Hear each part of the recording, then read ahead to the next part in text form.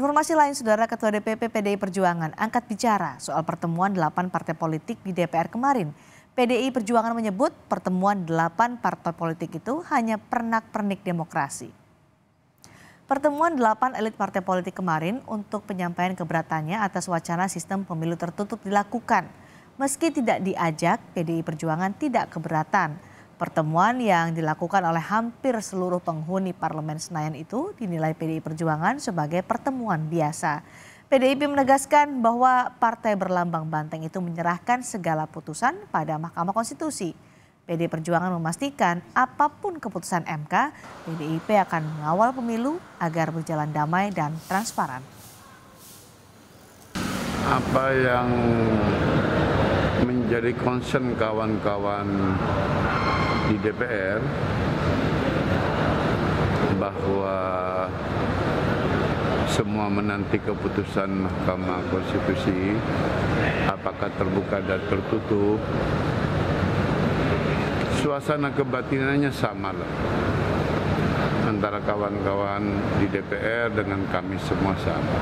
Kondisi tahun politik seperti ini, kita akan bersepakat agar pemilu bisa damai, sejuk, dan masyarakat melihat kompetisi politik secara sehat, dan begitu. Dan saya pikir apa yang disampaikan oleh kawan-kawan tidak akan sejauh itulah. Kawan-kawan kan ngerti rambu-rambunya. Itu hanya pernik-pernik dari kawan-kawan saja.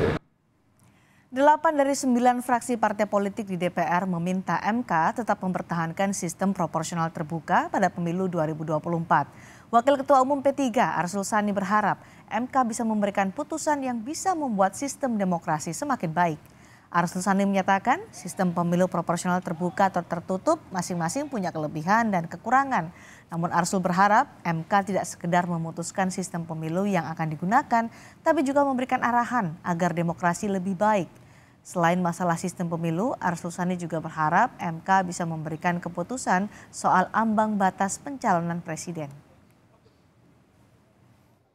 Sistem apapun terbuka tertutup itu kan sesungguhnya pasti ada kekurangannya, ada kelebihannya, ya.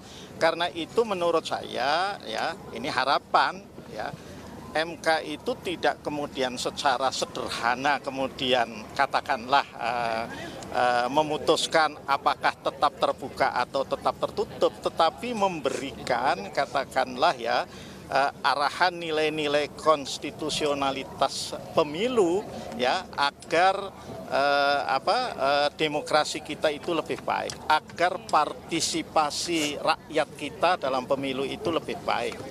Contoh misalnya, ya, yang kita harapkan dari MK itu soal ambang batas presiden, itu ya.